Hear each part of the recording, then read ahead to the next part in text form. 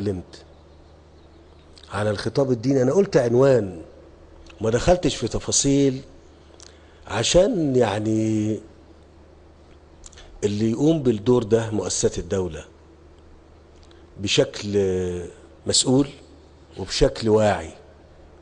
لكن انا لقيت، ومش عايز اتكلم، لقيت يعني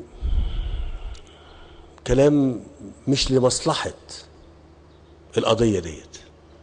لقيت تناول في الإعلام مش لمصلحة القضية ديت. الخطاب الديني مش هيتم إصلاحه لا في يوم وليلة ولا بالطريقة ديت.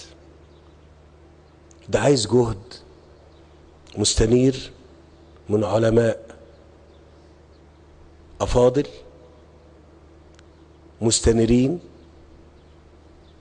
لأن القضية دي قضية كبيرة جدا، والحقيقة بقى لها سنين طويلة يعني ما حدش تصدى لها.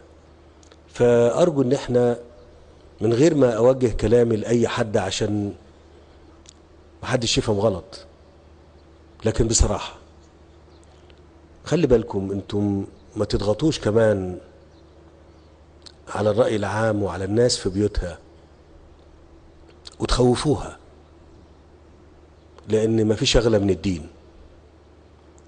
فلما قلت خطاب ديني وتجديد الخطاب الديني، كان المقصود بيه إن احنا يتم التحرك في هذا الموضوع بمسؤولية وبوعي وباستنارة،